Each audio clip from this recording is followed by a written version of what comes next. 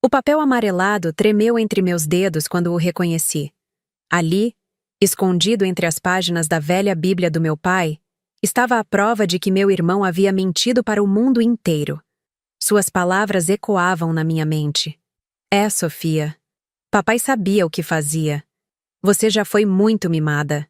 Como ele teve coragem de olhar nos meus olhos e mentir assim, sabendo que eu havia sacrificado 5 anos da minha vida cuidando do nosso pai?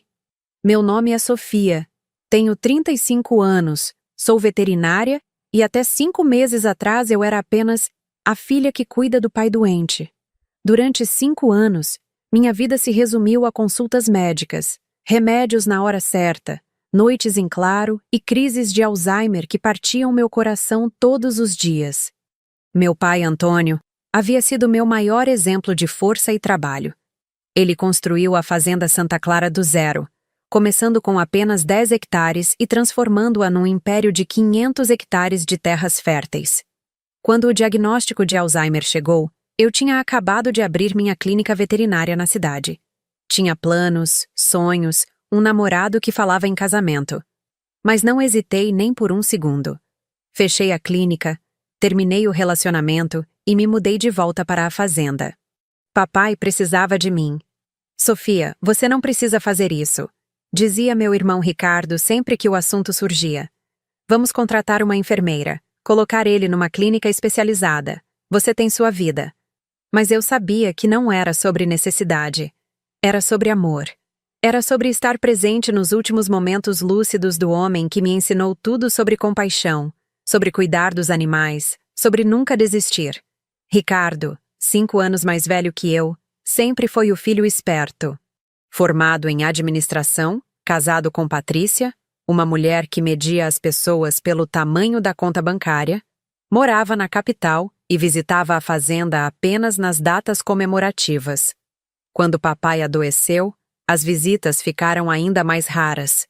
É muito difícil ver ele assim. Justificava-se Ricardo quando eu reclamava da ausência dele. Prefiro lembrar do pai como ele era antes. Que comodismo conveniente, não é mesmo? Os 5 anos que se seguiram foram os mais difíceis da minha vida. Acordava às 5 da manhã para dar os remédios do papai, preparar o café especial que ele ainda conseguia tomar sozinho nos dias bons. Depois corria atrás dos animais da fazenda, porque a vida não para quando alguém fica doente. Às 9 horas, era a hora do primeiro banho do dia. Meio-dia, almoço e mais remédios. Tarde, tentava algumas caminhadas pelo quintal, quando ele reconhecia onde estava. As noites eram as piores. O Alzheimer roubava o sono do papai, e, consequentemente, o meu também. Ele acordava confuso, às vezes agressivo, chamando pela minha mãe que havia morrido 15 anos atrás. Outras vezes, ele me olhava com aqueles olhos perdidos e perguntava: "Quem é você? O que está fazendo na minha casa?" Meu coração se despedaçava todas as vezes, mas eu respirava fundo e respondia com a mesma paciência: "Sou eu, papai, a Sofia, sua filha. Estou aqui para cuidar do senhor." Nos momentos de lucidez, que foram ficando cada vez mais raros, ele segurava minha mão e dizia: "Minha filha, você é meu anjo. Não sei o que seria de mim sem você. Promete que vai cuidar da nossa fazenda quando eu não estiver mais aqui?" "Prometo, papai. Sempre." Enquanto eu vivia essa rotina exaustiva, Ricardo aparecia de 3 em 3 meses, sempre com Patrícia a tiracolo. Ficavam no máximo 2 horas, tempo suficiente para ela reclamar do cheiro de remédio e para ele dar conselhos sobre como eu deveria organizar melhor os cuidados com o pai. "Sofia, você está se matando", dizia ele, mas eu percebia que sua preocupação não era genuína. Era mais um incômodo, como se meu sacrifício fosse um peso na consciência dele. "Estou fazendo o que precisa ser feito", respondia eu, sempre. "Mas você tem que pensar no seu futuro também. Quando isso acabar, o que você vai fazer? Não pode ficar dependendo da fazenda para sempre." "Dependendo da fazenda?" Como se eu fosse uma parasita vivendo às custas do patrimônio familiar. Como se os 5 anos de dedicação integral não valessem nada. Patrícia, então, era ainda pior. Sempre com suas unhas perfeitas e roupas de marca, ela circulava pela casa como se estivesse visitando um museu de horrores. Ai, Sofia, como você aguenta esse cheiro? E essa bagunça de remédios em cima da mesa? Se fosse eu, já teria internado ele há muito tempo. Bom que não é você, então, eu respondia, tentando manter a educação. Não precisa ser grosseira. Só estou dizendo que existe vida além dessa fazenda. Você já tem 35 anos, moça. Quando vai pensar em casar, ter filhos? Como se eu não tivesse pensado nisso todos os dias. Como se a escolha de abrir mão da minha vida pessoal tivesse sido fácil. Como se eu não tivesse chorado muitas noites, sentindo-me sozinha e esquecida pelo mundo. Mas eu tinha uma missão. E toda vez que papai me reconhecia e sorria dizendo: "Obrigado, minha filha", eu sabia que estava no lugar certo. Os funcionários da fazenda também notavam a diferença. Seu João, o capataz que trabalhava conosco há 20 anos, sempre me dizia: "Dona Sofia, o patrão tem sorte de ter uma filha como a senhora. Nem todo mundo faria o que a senhora está fazendo. Ele faria por mim, seu João. É o mínimo que posso fazer." É, mas não é todo mundo que pensa assim, não. O Ricardo, por exemplo. Ele parava a frase, mas eu entendia o que ele queria dizer. A fazenda continuava funcionando porque eu estava ali. Eu que resolvia os problemas com os animais. Eu que assinava os documentos. Eu que tomava as decisões do dia a dia. Ricardo aparecia esporadicamente para verificar as finanças, como ele dizia. Mas, no fundo, era só para ter certeza de que tudo estava correndo bem sem ele precisar se preocupar. Durante esses 5 anos, papai teve várias crises sérias. Uma pneumonia que quase o levou, 2 quedas que resultaram em fraturas, episódios de agressividade que me obrigaram a aprender técnicas de contenção. Em todas essas ocasiões, eu estava sozinha. Ricardo sempre tinha uma desculpa. "Sofia, não posso viajar agora, estou fechando um negócio importante. Patrícia está doente, não posso deixar ela sozinha. O trânsito está impossível, não vou conseguir chegar a tempo." Mas eu seguia firme. Aprendi a dar injeções, a medir pressão, a reconhecer os sinais de quando uma crise estava chegando. Transformei-me em enfermeira, fisioterapeuta, psicóloga e filha, tudo ao mesmo tempo. No último ano, papai estava muito debilitado. Passava a maior parte do tempo na cama, precisava de ajuda para tudo. Foi quando contratei a Dona Maria, uma cuidadora experiente, para me ajudar durante o dia. Mesmo assim, as noites continuaram sendo minhas. "O senhor seu pai está indo, Dona Sofia", me disse Dona Maria numa tarde de março. "É questão de semanas, talvez dias." Eu sabia. Via nos olhos dele que já não me reconheciam mais. Via na respiração cada vez mais fraca, nas mãos que não conseguiam mais segurar uma xícara. Liguei para Ricardo. "Ricardo, você precisa vir. Papai está muito mal." "Mal como? Ele já esteve mal outras vezes." "Dessa vez é diferente. Ele está partindo." Houve uma pausa do outro lado da linha. "Está bem, vou tentar ir no fim de semana." "Ricardo, é agora. Não no fim de semana." "Sofia, não posso largar tudo aqui. Tenho responsabilidades." Desliguei o telefone com raiva. Responsabilidades? E eu não tinha responsabilidades? Eu que havia pausado minha vida inteira pelos últimos 5 anos? Papai morreu numa terça-feira de manhã, às 7h15. Eu estava segurando sua mão. Dona Maria estava ao meu lado. Ricardo chegou 2 horas depois, quando já não adiantava mais nada. "Por que você não me ligou antes?" Ele me perguntou com os olhos vermelhos. Eu liguei. Várias vezes. Nas últimas semanas. "Você deveria ter insistido mais." Deveria ter insistido mais? Eu que deveria ter insistido mais?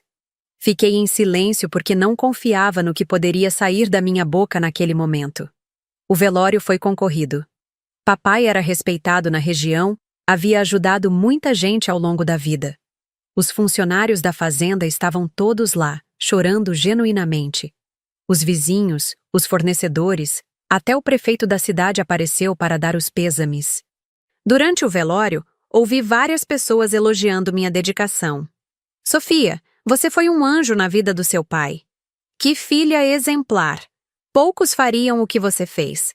Seu pai tinha orgulho de você, sempre falava de como você cuidava bem dele. Ricardo e Patrícia recebiam os pêsames com dignidade. Mas eu percebia que algumas pessoas os olhavam de forma diferente. Todos sabiam quem havia estado presente e quem havia se ausentado durante a doença. Após o enterro, Ricardo me procurou. Sofia, precisamos conversar sobre a fazenda. Agora não, Ricardo. Mal enterramos o papai. Eu sei, mas temos que resolver as questões práticas. Amanhã vou ao cartório com o testamento. Testamento? Que testamento? O testamento do papai. Ele deixou tudo organizado.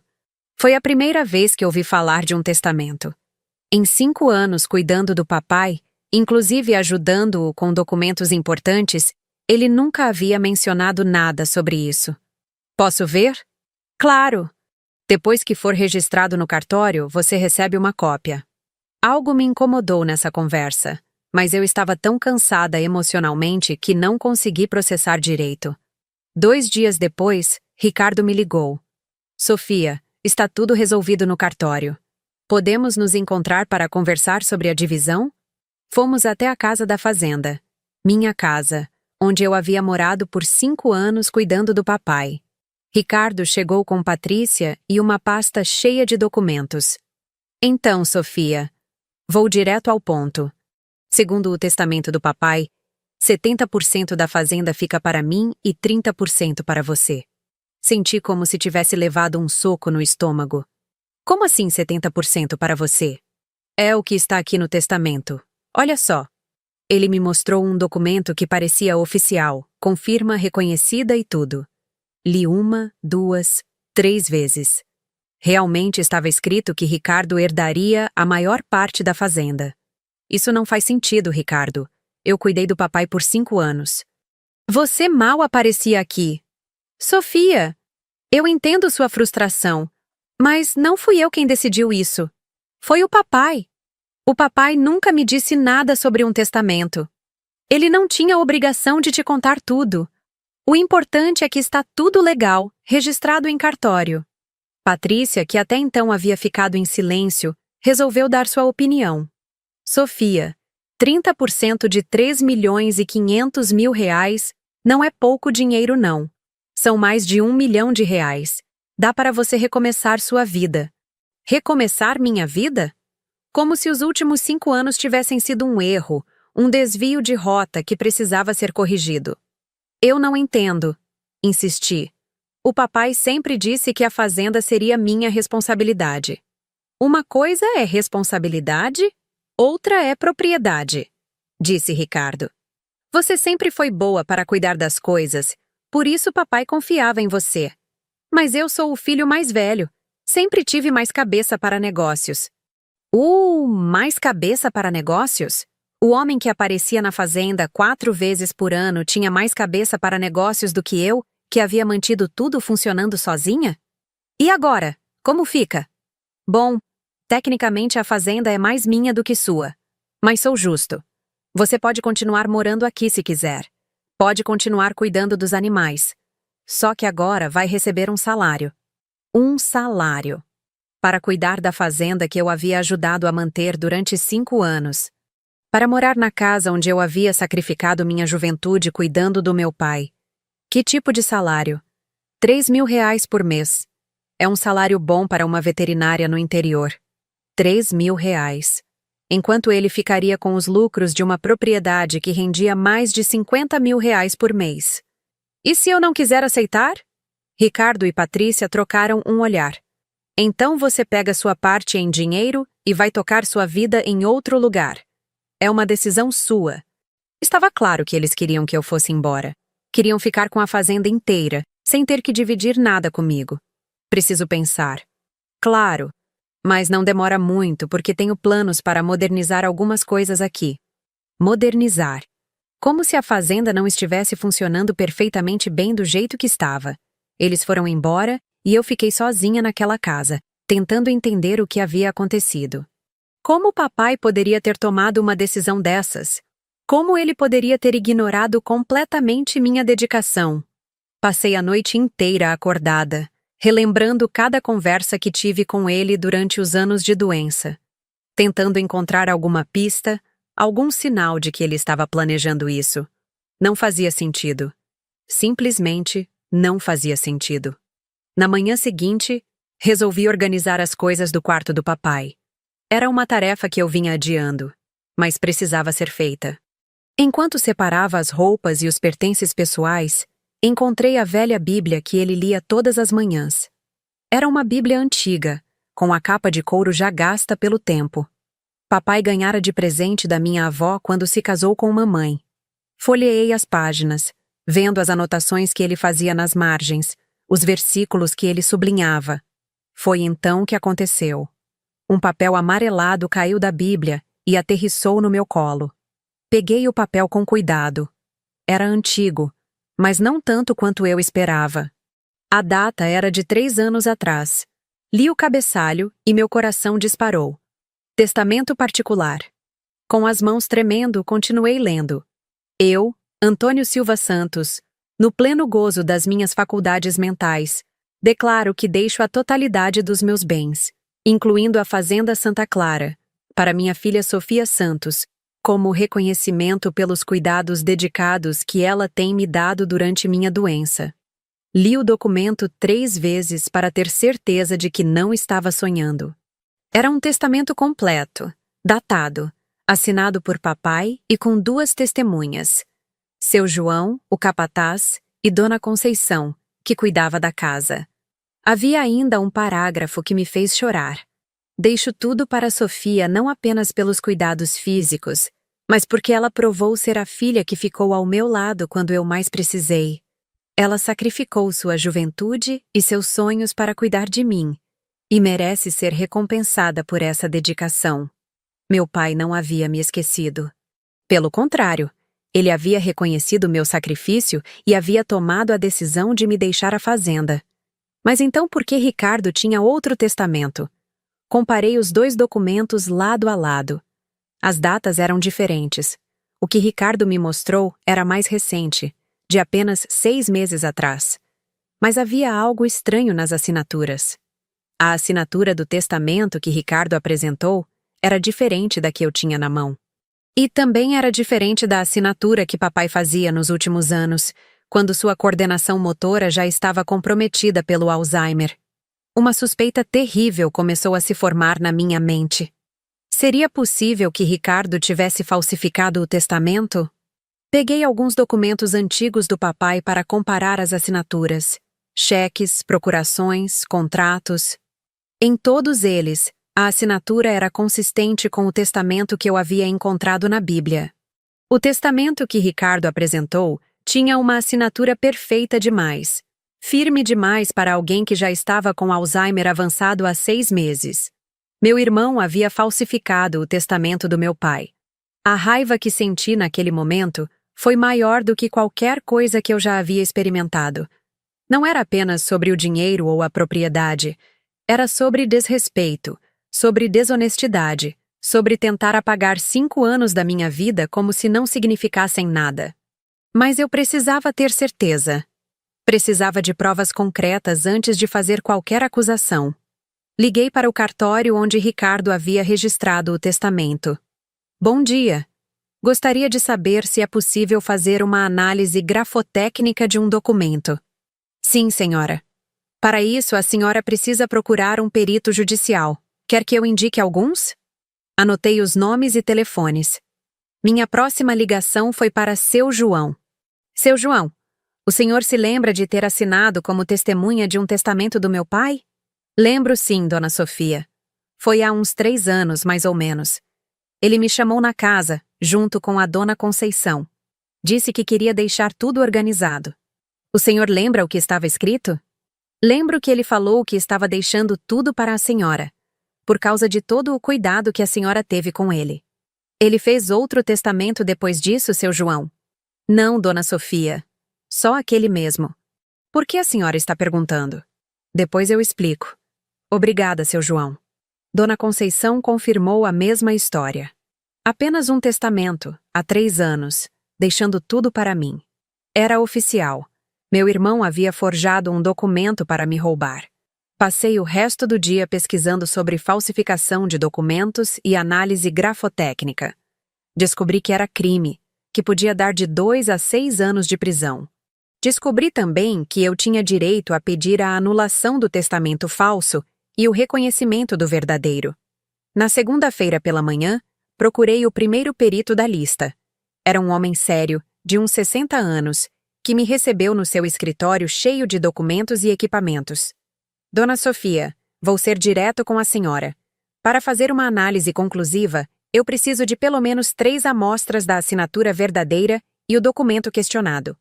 Levei tudo. O testamento original, vários documentos assinados pelo papai ao longo dos anos e uma cópia do testamento que Ricardo havia apresentado. Quanto tempo demora? 1 semana no máximo. Mas pela diferença que estou vendo aqui, posso adiantar que são assinaturas diferentes. Tem certeza? Tenho 40 anos de experiência, Dona Sofia. Essas assinaturas não foram feitas pela mesma pessoa. 1 semana depois, eu tinha o laudo em mãos. Conclusão: falsificação evidente. Era hora de confrontar meu irmão. Marquei um encontro com ele na fazenda. Disse que queria conversar sobre os próximos passos. Ricardo chegou sozinho, desta vez. Patrícia havia ficado na capital. E então, Sofia, já decidiu o que vai fazer? Decidi sim, Ricardo. Mas antes, quero te mostrar uma coisa. Coloquei o testamento original sobre a mesa. O que é isso? É o testamento verdadeiro do papai. O que ele realmente escreveu. Vi o rosto do Ricardo ficar pálido instantaneamente. Não sei do que você está falando. Não? Então deixa eu te explicar. Esse testamento estava escondido na Bíblia do papai. Foi escrito há 3 anos com 2 testemunhas, seu João e Dona Conceição. E sabe o que mais? Eu mandei fazer uma análise grafotécnica. Mostrei o laudo pericial. Segundo o perito, a assinatura do testamento que você apresentou é falsa. Você falsificou a assinatura do nosso pai, Ricardo. O silêncio que se seguiu foi ensurdecedor. Ricardo olhava fixamente para os documentos, sem conseguir falar nada. Eu posso explicar. Ele disse finalmente com a voz trêmula. Pode explicar? Pode explicar como você falsificou a assinatura do seu próprio pai para me roubar? Não foi assim, Sofia. Eu achei que era justo. Justo? Falsificar documento é justo? Você não entende. Eu sou o filho mais velho. Sempre fui eu quem cuidou dos negócios da família. Você só cuidou do papai porque não tinha mais nada para fazer mesmo. A frieza da resposta me chocou. Por que não tinha mais nada para fazer? Ricardo, eu abandonei minha carreira, minha vida pessoal, meus sonhos para cuidar do papai enquanto você vivia sua vidinha confortável na capital. Mas isso foi sua escolha. Ninguém te obrigou. E isso te dá o direito de falsificar documentos? Ricardo passou as mãos pelo cabelo, visivelmente desesperado. O que você quer, Sofia? Dinheiro? Posso te dar mais que os 30%, 50%. Que tal? O que eu quero é justiça. E você sabe muito bem o que falsificação de documento dá, não sabe? Sofia, por favor, somos irmãos. Podemos resolver isso em família. Resolve em família? Depois de você tentar me roubar? Depois de você desrespeitar a memória do nosso pai? Levantei da cadeira. Amanhã vou ao Ministério Público fazer a denúncia. E vou entrar com uma ação para anular o seu testamento falso e reconhecer o verdadeiro. Sofia, espera. Mas eu já estava saindo. Já havia decidido que não ia deixar passar em branco. Na manhã seguinte, fui direto ao Ministério Público. O promotor que me atendeu ficou chocado com a história. Senhora Sofia, isso é um caso clássico de falsificação de documento público. Vou abrir inquérito imediatamente. E quanto tempo demora? Depende, mas com as provas que a senhora tem, deve ser rápido. Seu irmão vai ser chamado para depor. Também procurei um advogado para a questão civil. Era uma mulher competente, especializada em direito sucessório. Doutora Sofia, com essas provas, sua vitória é certa. Vamos pedir a anulação imediata do testamento falso e o reconhecimento do verdadeiro. E ele pode responder criminalmente? Pode e vai. Falsificação de documento público é crime contra a fé pública. Pode dar de 2 a 6 anos de reclusão.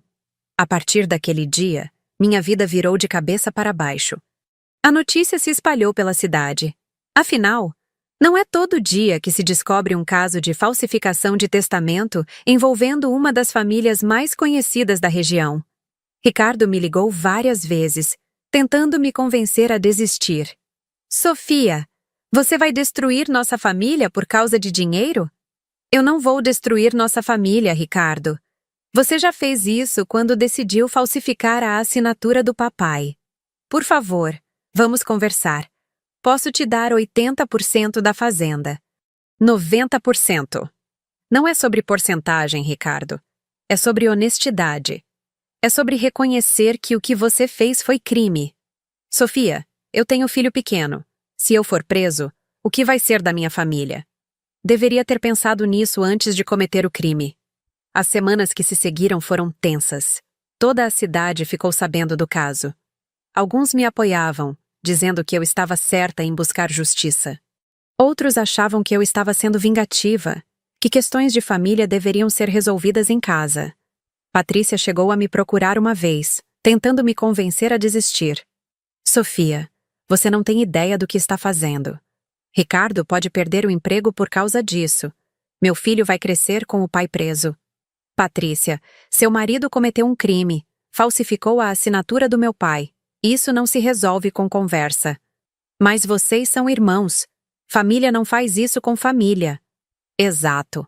Família não falsifica documento para roubar da própria irmã. O processo correu mais rápido do que eu esperava. Em 2 meses, tivemos a primeira audiência no fórum. Ricardo compareceu com seu advogado, visivelmente nervoso. O juiz analisou todas as provas: o testamento original, o laudo grafotécnico, os depoimentos das testemunhas. Não havia dúvidas sobre a falsificação. Fica anulado o testamento apresentado pelo requerido, reconhecendo-se como válido o testamento original, pelo qual a totalidade dos bens fica para a autora, Sofia Santos. Ricardo baixou a cabeça. Estava oficialmente derrotado, mas o processo criminal ainda estava correndo. E isso era só o começo da minha vingança. Porque depois de 5 anos cuidando do meu pai, depois de sacrificar minha vida inteira por amor, depois de descobrir que meu próprio irmão tentou me roubar, eu descobri que às vezes a justiça precisa ser servida na medida exata da traição que sofremos. E meu irmão ainda não fazia ideia do que estava por vir. 3 meses depois da primeira audiência, eu estava oficialmente dona da fazenda Santa Clara. Mas a história estava longe de acabar. Na verdade, era apenas o começo da queda de Ricardo.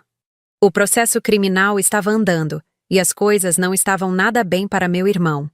O promotor havia encontrado mais evidências comprometedoras durante a investigação. Aparentemente, Ricardo havia tentado subornar o escrivão do cartório para acelerar o registro do testamento falso. Dona Sofia, seu irmão está em uma situação muito complicada, me explicou o promotor durante uma das audiências. Além da falsificação de documento, agora temos também tentativa de corrupção ativa. A pena pode chegar a 8 anos. 8 anos. Era mais do que eu esperava, mas honestamente, não sentia pena nenhuma dele. Enquanto isso, a vida na fazenda continuava. Mas agora tudo era diferente. Eu era oficialmente a proprietária, e isso mudava tudo. Os funcionários me tratavam com mais respeito. Os fornecedores vinham falar diretamente comigo. Os vizinhos me procuravam para parcerias. Seu João, o capataz, estava especialmente feliz com a situação. Dona Sofia, sempre soubemos que a senhora era a verdadeira dona deste lugar. O patrão Antônio ficaria orgulhoso de ver a senhora no comando. Obrigada, seu João. Vamos continuar trabalhando como sempre trabalhamos. Claro, Dona Sofia. E pode ter certeza de que todos aqui estão do lado da senhora. O que o Ricardo fez foi uma vergonha. A notícia da falsificação se espalhou por toda a região. Ricardo, que sempre se apresentava como o filho bem-sucedido da família, agora era conhecido como o homem que falsificou o testamento do próprio pai. É uma vergonha, comentava Dona Marta, da padaria da cidade. Falsificar a assinatura do pai que morreu? Que tipo de filho faz uma coisa dessas? E ainda tentou roubar a coitada da Sofia, que se sacrificou tanto para cuidar do velho. Completava seu marido. Não tem perdão para uma coisa dessas. Era assim em todos os lugares que eu ia. As pessoas me cumprimentavam com carinho e falavam mal do Ricardo. Eu tentava não alimentar os comentários, mas confesso que havia uma satisfação em ver que toda a cidade reconhecia quem era o verdadeiro vilão da história. Patrícia, por sua vez, estava desesperada. Me ligava quase todos os dias, implorando para que eu retirasse a denúncia criminal. Sofia, pelo amor de Deus, tenha piedade da nossa situação. O Ricardo já perdeu a fazenda, não é suficiente? Patrícia, seu marido cometeu um crime, e não foi um erro, foi uma decisão calculada para me prejudicar. Mas ele é pai de família, meu filho vai crescer sem o pai por causa da sua vingança. Não é vingança, é justiça. E seu filho vai crescer sabendo que ações têm consequências. Você está sendo cruel, Sofia. O Ricardo errou, mas não merece ir preso. Ele falsificou a assinatura do nosso pai morto para me roubar. Se isso não merece prisão, o que merece? As ligações de Patrícia se tornaram tão frequentes que eu acabei bloqueando o número dela. Não tinha paciência para ouvir mais lágrimas de crocodilo. Mas o que realmente me surpreendeu foi descobrir que Ricardo havia escondido outros segredos. Durante a investigação criminal, o Ministério Público descobriu que ele havia desviado dinheiro da conta bancária do papai durante os últimos 2 anos da doença. Dona Sofia, encontramos movimentações suspeitas na conta do seu pai, me informou o promotor. Transferências mensais de R$ 5.000 para a conta do Ricardo, sem autorização documentada. R$ 5.000 por mês, durante 24 meses. R$ 120.000 que Ricardo havia emprestado de papai sem perguntar para ninguém. Como ele conseguiu fazer isso? Ele tinha procuração para movimentar a conta, mas apenas para emergências médicas. Usar o dinheiro para fins pessoais configura a apropriação indébita. Mais um crime. A cada dia que passava, eu descobria que Ricardo era pior do que eu imaginava.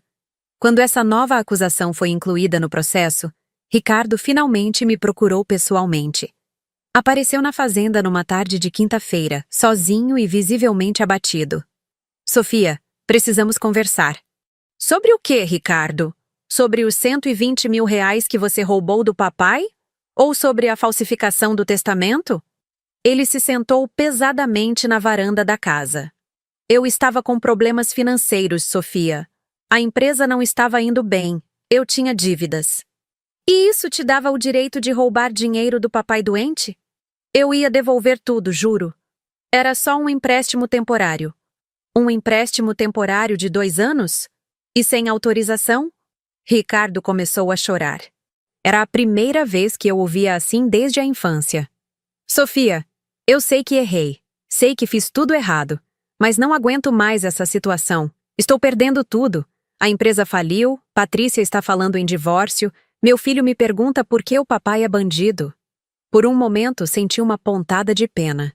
Mas lembrei de todos os anos que passei cuidando do papai sozinha, de todas as noites em claro, de todos os planos que abandonei por amor. Você criou essa situação, Ricardo. Cada escolha que fez te trouxe até aqui. Eu sei. Mas somos irmãos, Sofia. Somos família. Você não pode ter um pouco de compaixão? Família? Onde estava essa família quando eu precisei? Onde estava essa união quando você decidiu me roubar? Eu te imploro, Sofia. Retire a denúncia. Eu te pago os R$ 120.000. Vendo meu apartamento se for preciso. Não é sobre dinheiro, Ricardo. Nunca foi. Então sobre o quê? Sobre reconhecimento. Sobre admitir que você foi um filho ausente e um irmão desonesto. Sobre assumir as consequências dos seus atos. Ricardo ficou em silêncio por alguns minutos. O que você quer que eu faça? Qual é o preço para você me perdoar? Quero que você assuma publicamente o que fez. Quero que você peça desculpas para toda a cidade, para os funcionários da fazenda, para a memória do papai. Sofia. E quero que você aceite a punição legal pelos crimes que cometeu, sem recursos, sem manobras jurídicas. Assuma a responsabilidade como um homem. Você está pedindo para eu me entregar? Estou pedindo para você fazer a coisa certa pela primeira vez na vida. Ricardo foi embora sem dar uma resposta. Mas eu sabia que ele estava acuado. As evidências eram irrefutáveis, e agora tinha mais uma acusação para responder. 2 semanas depois, recebi uma ligação inesperada. Era o advogado do Ricardo. Dona Sofia, meu cliente gostaria de fazer um acordo. Que tipo de acordo? Ele está disposto a confessar os crimes e aceitar a pena, em troca de um regime semiaberto. E o que eu ganho com isso? A garantia de que ele vai ser punido, sem o risco de recursos e delongas processuais. Pensei por alguns dias. Por um lado, queria ver Ricardo sendo julgado publicamente. Queria que toda a cidade soubesse todos os detalhes dos crimes dele. Por outro lado, um acordo garantiria que ele seria condenado com certeza. Decidi aceitar o acordo, mas com uma condição. Ele precisa fazer uma confissão pública antes da audiência, no jornal local, na rádio da cidade. Quero que ele assuma publicamente o que fez. O advogado hesitou. Vou falar com meu cliente. Ricardo aceitou. Não tinha escolha. A entrevista foi ao ar na rádio da cidade numa manhã de segunda-feira. Eu escutei junto com centenas de outras pessoas da região. Meu nome é Ricardo Santos, e estou aqui para pedir desculpas publicamente para minha irmã Sofia e para toda a comunidade pelos crimes que cometi. Começou ele, com a voz embargada. Durante a doença do meu pai, enquanto minha irmã se dedicava integralmente aos cuidados dele, eu me ausentei. Não apenas me ausentei, como também cometi atos criminosos que mancharam a memória da minha família. Ele confessou tudo: a falsificação do testamento, o desvio de dinheiro, a tentativa de corrupção. Pediu desculpas para mim, para os funcionários da fazenda, para a cidade. Minha irmã Sofia merecia todo o reconhecimento e todo o patrimônio que meu pai deixou. Ela provou ser a filha dedicada que eu nunca fui. Peço perdão a ela e aceito as consequências legais dos meus atos. Quando a entrevista acabou, meu telefone não parou de tocar. Vizinhos, amigos, conhecidos, todos ligando para me apoiar e para comentar sobre a confissão do Ricardo. Sofia, que coragem você teve de ir até o fim, disse Dona Helena, nossa vizinha mais próxima. Muita gente teria deixado passar. Não podia deixar passar, Dona Helena. Não depois de tudo o que aconteceu. Seu pai ficaria orgulhoso de você. E tenho certeza de que está em paz agora, sabendo que a justiça foi feita. A audiência para homologar o acordo aconteceu 1 semana depois. O fórum estava cheio. Parecia que metade da cidade tinha ido assistir. Ricardo compareceu de terno, acompanhado do advogado e de Patrícia, que chorava discretamente. Quando o juiz perguntou se ele confirmava a confissão e aceitava a pena, ele respondeu com a voz firme: Sim, Vossa Excelência. Cometi os crimes de falsificação de documento público e apropriação indébita. Aceito a pena de 3 anos em regime semiaberto. O réu tem algo mais a declarar? Ricardo me olhou. Gostaria de pedir desculpas mais uma vez à minha irmã Sofia. Ela não merecia passar por isso. O juiz bateu o martelo. Está homologado o acordo. O réu cumprirá a pena conforme estabelecido. Saí do fórum com uma sensação de alívio que não sentia há meses. Finalmente, a justiça havia sido feita. Nos meses que se seguiram, Ricardo começou a cumprir a pena. Trabalhava durante o dia numa empresa de contabilidade e dormia no presídio. Patrícia de fato pediu o divórcio e se mudou para outro estado com o filho. Eu, por minha vez, assumi completamente a administração da fazenda. Contratei um gerente para me ajudar com as questões administrativas e me dediquei ao que sempre amei: cuidar dos animais. A fazenda prosperou sob minha gestão. Implementei novas técnicas de manejo, diversifiquei a produção, aumentei a renda de todos os funcionários. Em 1 ano, o faturamento havia crescido 40%. Dona Sofia, a senhora tem um dom para isso. me disse seu João. A fazenda nunca esteve tão bem. É porque agora posso tomar as decisões certas, seu João. Sem interferência de ninguém. O patrão Antônio estaria muito orgulhoso. Voltei também a exercer a veterinária. Montei uma pequena clínica na própria fazenda e passei a atender os animais da região. Era gratificante voltar a fazer o que sempre gostei. Um dia, quase 2 anos depois de toda a confusão, recebi uma carta na prisão. Era de Ricardo. Sofia, sei que não tenho o direito de pedir seu perdão depois de tudo que fiz, mas queria que você soubesse que aprendi muito durante esse tempo. Entendi que minha ganância e meu egoísmo destruíram nossa família e mancharam a memória do papai. Você fez a coisa certa ao me denunciar. Eu precisava aprender que ações têm consequências. Espero que um dia você possa me perdoar, não por mim, mas para que você possa viver em paz. A fazenda está em ótimas mãos. Sempre esteve. Desculpe ter demorado tanto para reconhecer isso. Seu irmão, Ricardo. Li a carta 2 vezes. Havia sinceridade ali, coisa que eu não via no Ricardo há anos. Mas ainda não estava pronta para perdoar. Talvez um dia, mas não ainda. Guardei a carta numa gaveta e voltei ao trabalho. Tinha uma fazenda para cuidar, animais para tratar, funcionários para gerenciar. Tinha uma vida para viver. Algumas semanas depois, estava na varanda da casa tomando um café no final do dia quando seu João se aproximou. Dona Sofia, posso falar uma coisa? Claro, seu João. A senhora sabe que eu trabalhei com seu pai por 20 anos, né? Vi ele construir tudo isso do zero. Sei. Pois então, quero que a senhora saiba que ele ficaria muito orgulhoso de ver o que a senhora fez. Não só de ter ficado com a fazenda, mas de ter lutado pela verdade. O senhor acha? Tenho certeza. Seu pai sempre dizia que a coisa mais importante era a honestidade. João, ele falava, pode faltar tudo na vida, menos o caráter. E foi isso que a senhora mostrou que tem. Caráter. Fiquei emocionada com as palavras do seu João. Era o reconhecimento que eu precisava ouvir. Obrigada, seu João. Isso significa muito para mim. E outra coisa, dona Sofia. Todos nós aqui sabemos que a senhora é a verdadeira herdeira desta terra. Não por causa dos papéis ou dos documentos, mas porque a senhora tem o amor que seu pai tinha por este lugar. Naquela noite, fui até o túmulo do papai pela primeira vez desde o enterro. Levei flores frescas e me sentei ao lado da lápide. Oi, papai, comecei, com a voz embargada. Queria te contar que está tudo resolvido.